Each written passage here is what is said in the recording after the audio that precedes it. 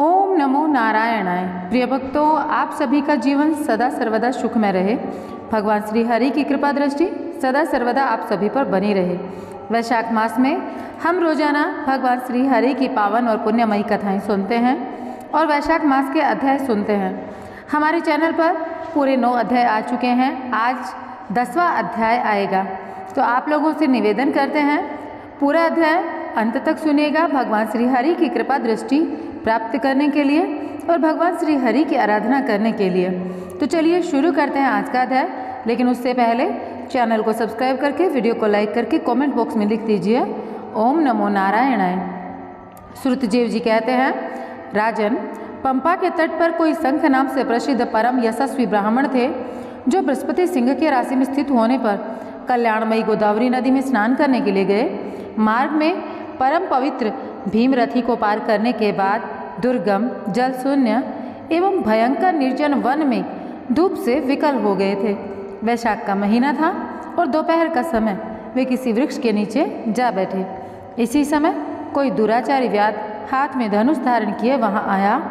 ब्राह्मण के दर्शन से उसकी बुद्धि पवित्र हो गई और वह इस प्रकार बोला, मुने, मैं अत्यंत दुर्बुद्धि एवं पापी हूँ। मेरे ऊपर आपने बड़ी कृपा की है, क्योंकि साधु महात्मा स्वभाव से दयालु होते हैं। कहाँ मैं नीच कुल में उत्पन्न हुआ व्याध और कहाँ मेरी ऐसी पवित्र बुद्धि। मैं इसे केवल आपका ही उत्तम अनुग्रह मानता हूँ। साधु बाबा, मैं आपका शिष्य हूँ, कृपा पात्र हूँ। साधु पुरुषों का समागम होने पर मनुष्य फिर कभी दुख को प्राप्त नहीं होता।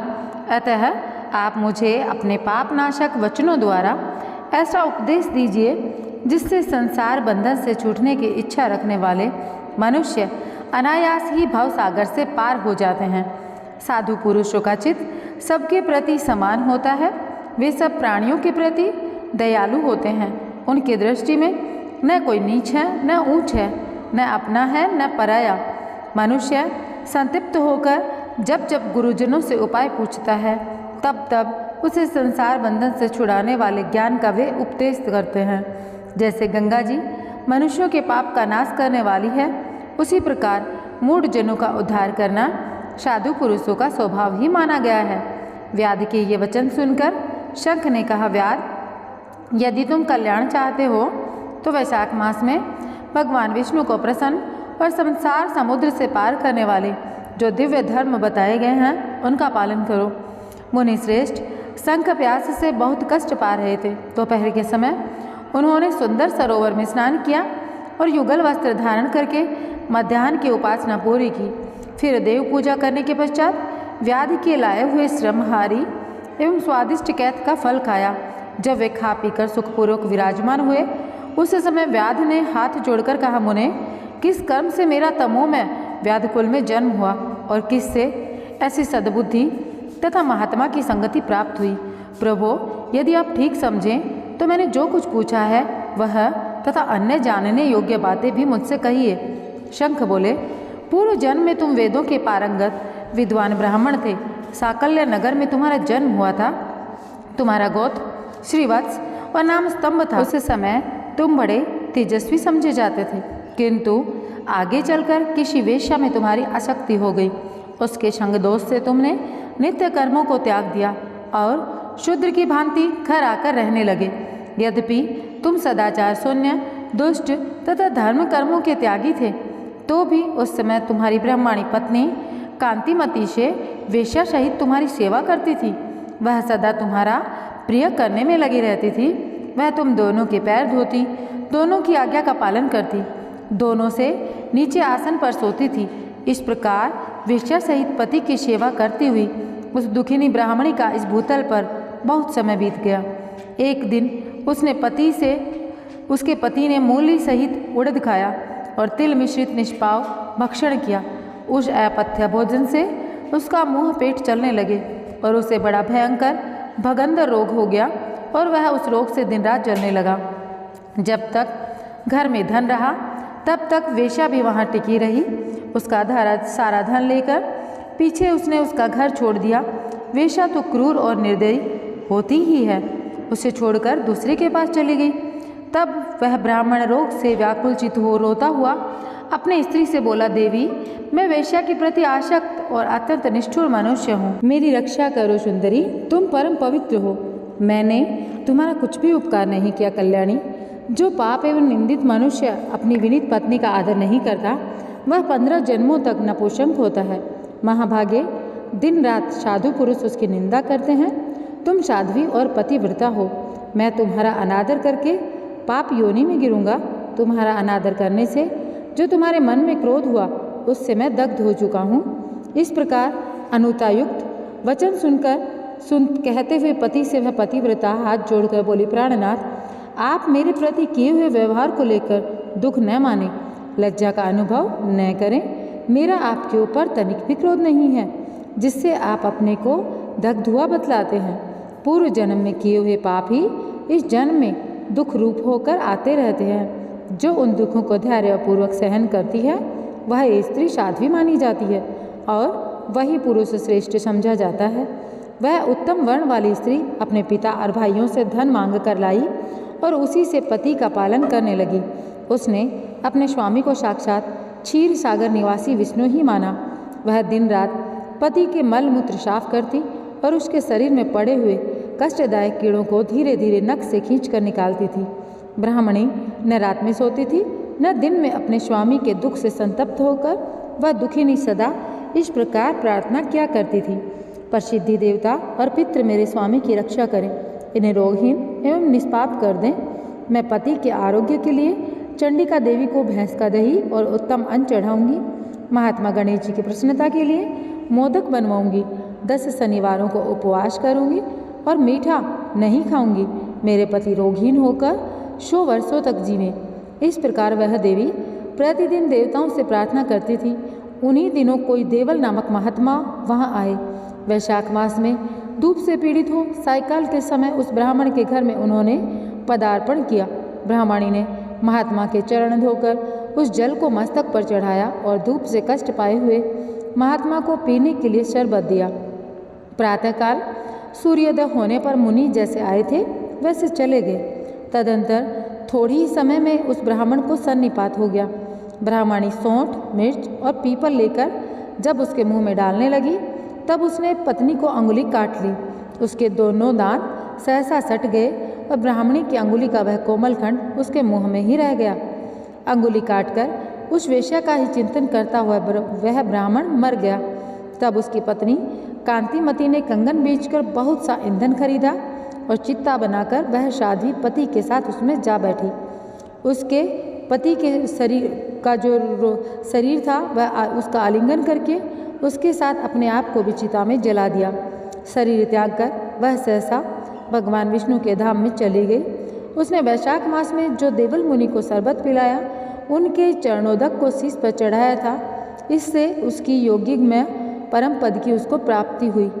तुम्हें अंतकाल में वेश्या का चिंतन करते हुए शरीर को त्यागा था, इसलिए इस घोर व्याध के शरीर में आए और हिंसा में आसक्त हो गए। सबको उद्वेग में डाला करते हो। तुमने वैशाख मास में मुनि को शरबत देने के लिए ब्राह्मणी को अनुमति दी थी। उसी पुण्य से आज व्याध होने पर भी तुम्हें सब सुखों के एकमात्र साधन धर्म विषयक प्रश्न पूछने के लिए उत्तम बुद्धि प्राप्त हुई है। तुमने जो सब पापों को हरने वाले मुनि के चरणों को सिर पर धारण किया था, उसी का फल है कि वन में तुम्हें मेरा संग प्राप्त हुआ। ऐसा यहाँ तक इस कथा में था। मैं अब आप लोगों को आगे की कथा सुनाऊं, उससे पहले आप लोगों से कहना चाहूँगी कि अगर आप लोगों ने वीडियो को लाइक नहीं किया है अभी तक भी, तो वीडियो को लाइक करके चैनल को सब्सक्राइब करें। चलिए आगे की कथा सुनते हैं। विभिन्न स्वभावों और कर्मों का कारण तथा भागवत धर्म व्याध ने पूछा, ब्राह्मण, आपने पहले कहा था कि भगवान विष्णु की प्रीति के लिए कल्याणकारी भागवत धर्मों का और उनमें भी वैशाख मास में कर्तव्य रूप से बताए हुए नियमों का विशेष रूप से पालन करना चाहिए। वे भगवान विष्णु कैसे हैं, उनका क्या लक्षण है, उनकी सत्ता में क्या प्रमाण है तथा वे सर्वव्यापी भगवान किनके द्वारा जानने योग्य हैं। वैष्णव धर्म कैसे है और किससे भगवान श्रीहरि प्रसन्न होते हैं। महामते, मैं आपका किंकर हूँ, मुझे यह सब बातें बताएं। व्याध के इस प्रकार पूछने पर शंख ने रोग शोक से रहित संपूर्ण जगत के स्वामी भगवान नारायण को प्रणाम करके कहा, व्याध, भगवान विष्णु का स्वरूप कैसा है यह सुनो। भगवान समस्त शक्तियों के आश्रय, संपूर्ण गुणों की निधि तथा सबके ईश्वर बताए गए हैं। वे निर्गुण, निष्कल तथा अनंत हैं। सच्चित और आनंद यही उनका स्वरूप है। यह जो अखिल चराचर जगत है, अपने अधीश्वर और आश्रय के साथ नियत रूप से जिसके वश में स्थित है, जिससे इसकी उत्पत्ति, पालन, संहार, पुनरावृत्ति तथा नियमन आदि होते हैं, प्रकाश, बंधन, मोक्ष और जीविका, इन सब की प्रवृत्ति जहाँ से होती है, वे ही ब्रह्म नाम से प्रसिद्ध भगवान विष्णु हैं। वे ही विद्वानों के सम्मान्य सर्वव्यापी परमेश्वर हैं। ज्ञानी पुरुषों ने उन्हीं को साक्षात परब्रह्म कहा है। वेद शास्त्र, स्मृति, पुराण, इतिहास, पांचरात्र और महाभारत सब विष्णु स्वरूप हैं, विष्णु के ही प्रतिपादक हैं। इन्हीं के द्वारा महाविष्णु जानने योग्य हैं। वेद सनातन देव भगवान नारायण को कोई इंद्रियों से, अनुमान से और तर्क से भी नहीं जान सकता है। उन्हों के दिव्य जन्म, कर्म तथा गुणों को अपनी बुद्धि के अनुसार जानकर उनके अधीन रहने वाले जीव समूह सदा मुक्त होते हैं। यह संपूर्ण जगत प्राण से उत्पन्न हुआ है, प्राण स्वरूप है, प्राण रूपी सूत्र में पिरोया हुआ है तथा प्राण से ही चेष्टा करता है। सबका आधारभूत यह सूत्र आत्मा प्राण ही विष्णु है, ऐसा विद्वान पुरुष कहते हैं। व्याध ने पूछा, ब्राह्मण, जीवों में यह सूत्र आत्मा प्राण सबसे श्रेष्ठ किस प्रकार है? शंख ने कहा, व्याध, पूर्व काल में सनातन देव भगवान नारायण ने ब्रह्मा आदि देवताओं की सृष्टि करके कहा, देवताओं, मैं तुम्हारे सम्राट के पद पर ब्रह्मा जी की स्थापना करता हूँ। यही तुम सबके स्वामी हैं। अब तुम लोगों में जो सबसे अधिक शक्तिशाली हो, उसे तुम स्वयं ही युवराज के पद पर प्रतिष्ठित करो। भगवान के इस प्रकार कहने पर इंद्र आदि सब देवता आपस में विवाद करते हुए कहने लगे, मैं युवराज होऊंगा, मैं होऊंगा। किसी ने सूर्य को श्रेष्ठ बताया, किसी ने इंद्र को। किसी की दृष्टि में कामदेव ही सबसे श्रेष्ठ थे। कुछ लोग मौन ही खड़े रहे। आपस में कोई निर्णय न होता देखकर वे भगवान नारायण के पास पूछने के लिए गए और प्रणाम करके हाथ जोड़कर बोले, महाविष्णु, हम सब ने अच्छी तरह विचार कर लिया, किंतु हम सब में श्रेष्ठ कौन है यह हम अभी तक किसी प्रकार निश्चय न कर सके। अब आप ही निर्णय कीजिए। तब भगवान विष्णु ने हंसते हुए कहा, इस विराट ब्रह्मांड रूपी शरीर से जिसके निकल जाने पर यह गिर जाएगा, जिसके प्रवेश करने पर पुनः उठकर खड़ा हो जाएगा, वही देवता सबसे श्रेष्ठ है। भगवान के ऐसा कहने पर सभी देवताओं ने कहा, अच्छा ऐसा ही हो। तब सबसे पहले देवेश्वर जयंत विराट शरीर के पैर से बाहर निकला। उसके निकलने से उस शरीर को लोग पंगु कहने लगे, परंतु शरीर गिर न सका। यद्यपि वह चल नहीं पाता था, तो भी सुनता, पीता, बोलता, सूंघता और देखता हुआ पूर्ववत स्थिर रहा। तत्पश्चात गुह्य देश से दक्ष प्रजापति निकलकर अलग हो गए। तब लोगों ने उसे नपुंसक कहा, किंतु उस समय भी वह शरीर गिर न सका। उसके बाद विराट शरीर के हाथ से सब देवताओं के राजा इंद्र बाहर निकले। उस समय भी शरीरपात नहीं हुआ।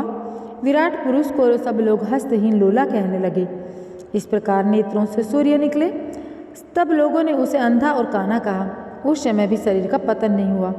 तदंतर नासिका से अश्विनी कुमार निकले, किंतु शरीर गिर न सका। केवल इतना ही कहा जाने लगा कि यह सूंघ नहीं सकता। कान से अधिष्ठात्र देवियाँ दिशाएं निकली। उस समय लोग उसे बधिर कहने लगे, परंतु उसकी मृत्यु नहीं हुई। तत्पश्चात जिह्वा से वरुण देव निकले। तब लोगों ने यही कहा कि यह पुरुष रस का अनुभव नहीं कर सकता, किंतु देहपात नहीं हुआ। तदंतर वाक इंद्रिय से उसके स्वामी अग्निदेव निकले। उस समय उसे गूंगा कहा, किंतु शरीर फिर भी न गिरा। फिर अंतःकरण से बोध स्वरूप रुद्र देवता अलग हो गए। उस दशा में लोगों ने उसे जड़ कहा, किंतु शरीर फिर भी न गिरा। सबके अंत में उस शरीर से प्राण निकले। तब लोगों ने उसे मरा हुआ बतलाया। इससे देवताओं के मन में बड़ा विस्मय हुआ। वे बोले, हम लोगों में से जो भी इस शरीर में प्रवेश करके इसे पूर्ववत उठा देगा, जीवित कर देगा, वही युवराज होगा। ऐसी प्रतिज्ञा करके सब कर्मशः उस शरीर में प्रवेश करने लगे। जयंत ने पैरों में प्रवेश किया, किंतु वह शरीर नहीं उठा। प्रजापति दक्ष ने गुह्य इंद्रियों में प्रवेश किया, फिर भी शरीर न उठा।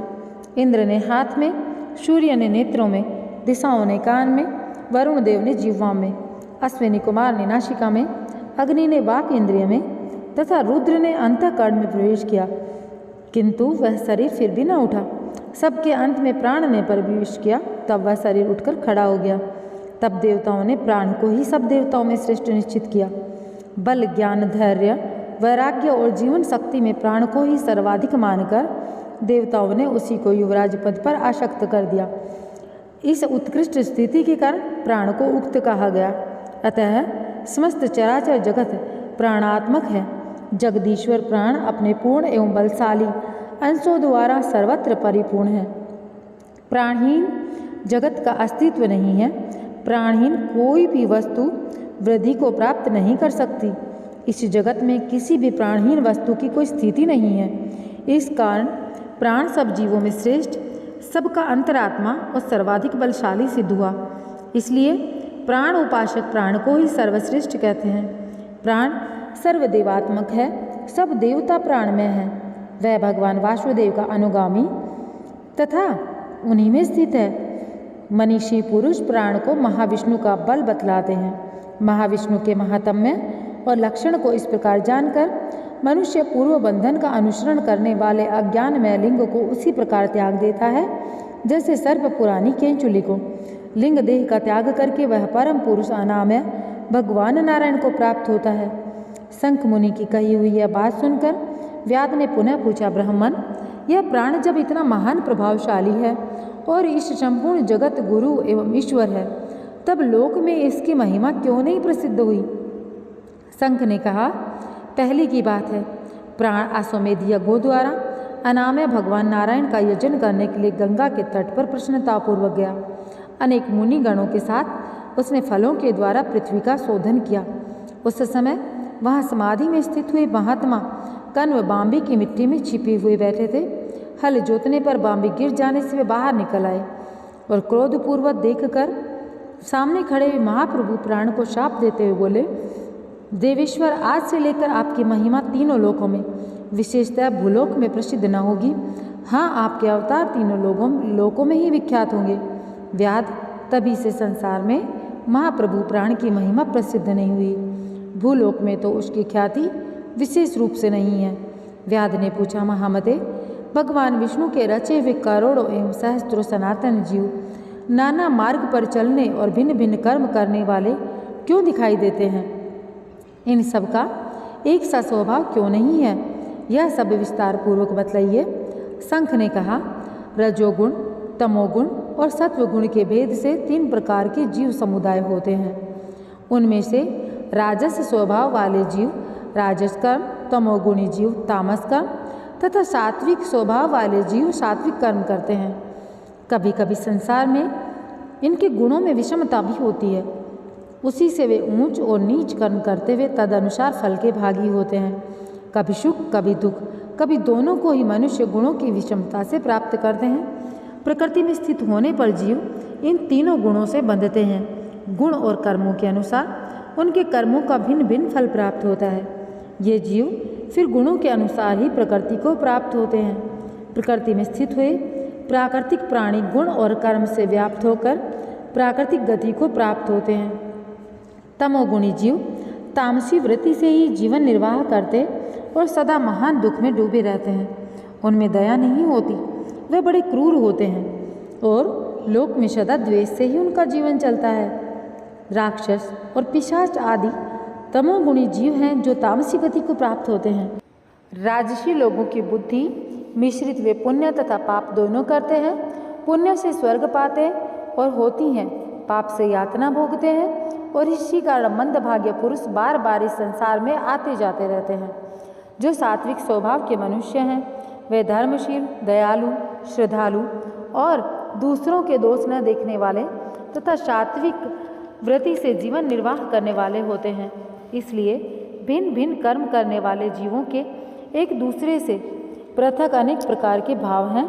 उनके गुण और कर्म के अनुसार महाप्रभु विष्णु अपने स्वरूप की प्राप्ति कराने के लिए उनसे कर्मों का अनुष्ठान करवाते हैं। भगवान विष्णु पूर्ण काम है, उनमें विषमता और निर्दयता आदि कोई दोष नहीं। वे समभाव से ही सृष्टि पालन और संहार करते हैं। सब जीव अपने गुण से ही कर्मफल के भागी होते हैं। जैसे माली बगीचे में लगे हुए सब वृक्षों को समान रूप से सींचता है, एक ही कुएं के जल से सभी वृक्ष पलते हैं, फिर भी वे पृथक पृथक स्वभाव को प्राप्त होते हैं। बगीचा लगाने में वाले में किसी प्रकार विषमता और निर्दयता का कोई दोष नहीं होता। देवादिदेव भगवान विष्णु का एक निमेष ब्रह्मा जी के कल्प में माना गया है। ब्रह्म कल्प के अंत में देवादिदेव शिरोमणि भगवान विष्णु का उन्मेष होता है, अर्थात वे आंख खोलकर देखते हैं। जब तक निमेष रहता है तब तक प्रलय है। निमेष के अंत में भगवान अपने उदर में स्थित संपूर्ण लोगों की सृष्टि करने की इच्छा रखते हैं। सृष्टि की इच्छा होने पर भगवान अपने उदर में स्थित हुए अनेक प्रकार के जीव समूहों को देखते हैं। उनकी कुक्षी में रहते हुए भी संपूर्ण जीव उनके ध्यान में स्थित होते हैं, अर्थात कौन जीव कहाँ किस रूप में है इसकी स्मृति भगवान को सदा बनी रहती है। भगवान विष्णु चतुर्व्यूह स्वरूप है। वे उन्मेष काल के प्रथम भाग में ही चतुर्व्यूह रूप में प्रकट हो व्यूहगामी वासुदेव स्वरूप से महात्माओं में से किसी को सायुज्य साधक तत्वज्ञान, किसी को सारूप्य, किसी को सामीप्य और किसी को सालोक्य प्रदान करते हैं। फिर अनिरुद्ध मूर्ति के वश में स्थित हुए संपूर्ण लोगों को वे देखते हैं और देखकर उन्हें प्रद्युम्न मूर्ति के वश में देते हैं और सृष्टि का करने का संकल्प करते हैं। भगवान श्री हरि ने पूर्ण गुण वाले वासुदेव आदि 4 व्यूहों के द्वारा क्रमशः माया, जया, कृति और शांति को स्वयं स्वीकार किया है। उनसे संयुक्त चतुर्व्यूहात्मक महाविष्णु ने पूर्ण काम होकर भी भिन्न भिन्न कर्म और वासना वाले लोगों की सृष्टि की है। उन्मेष काल का अंत होने पर भगवान विष्णु पुनः योग माया का आश्रय लेकर व्यूहगामी संकर्ष स्वरूप से इस चराचर जगत का संहार करते हैं। इस प्रकार महात्मा विष्णु का यह सब चिंतन करने योग्य कार्य बतलाया गया है, जो ब्रह्मा आदि योग से संपन्न पुरुषों के लिए भी अचिंतनीय एवं दुर्विभाव्य है। व्याध ने पूछा, मुने, भागवत धर्म कौन कौन से हैं और किनके द्वारा भगवान विष्णु प्रसन्न होते हैं? शंख ने कहा, जिससे अंतःकरण की शुद्धि होती है और साधु पुरुषों का उपकार करने वाला है तथा जिसकी किसी ने भी निंदा नहीं की है, उसे तुम सात्विक धर्म समझो। वेदों और स्मृतियों में बताए हुए धर्म का यदि निष्काम से भाव से पालन किया जाए, वह लोक से विरुद्ध न हो, तो उसे भी सात्विक धर्म जानना चाहिए। वर्ण और आश्रम के विभाग के अनुसार 4 प्रकार के धर्म हैं। वे सभी नित्य, नैमित्तिक और काम्य भेद से 3 प्रकार के माने गए हैं। वे सभी अपने अपने वर्ण और आश्रम के धर्म जब भगवान विष्णु को समर्पित कर दिए जाते हैं, तब उन्हें सात्विक धर्म जानना चाहिए। वे सात्विक धर्म ही मंगलमय और भागवत धर्म है। अनान्य देवताओं की प्रीति के लिए सकाम भाव से किए जाने वाले धर्म राजस माने गए हैं। यक्ष, राक्षस, पिशाच और आदि के उद्देश्य से किए जाने वाले लोकनिष्ठुर हिंसात्मक निंदित कर्मों को तामस धर्म कहा जाता है। जो सत्व गुण में स्थित हो भगवान विष्णु को प्रसन्न करने वाले शुभ कार्मिक सात्विक धर्मों का सदा निष्काम भाव से अनुष्ठान करते हैं, वे भागवत माने गए हैं। जिनका चित्त सदा भगवान विष्णु में लगा रहता है, जिनके जीवा पर भगवान का नाम है और जिनके हृदय में भगवान के चरण विराजमान है, वे भागवत कहे गए हैं। जो सदाचार परायण, सबका उपकार करने वाले और सदैव ममता से रहित हैं, वे भागवत माने गए हैं। जिनका शास्त्र में हर जगह पर गुणगान किया गया है और वेदों और स्मृतियों में जिनका प्रतिपादन किया गया है, वे ही सनातन धर्म माने गए हैं। जिनका चित्त विषयों में आसक्त है, उनका सब देशों में घूमना, सब कर्मों को देखना और सब धर्मों को सुनना कुछ भी लाभकारक नहीं है।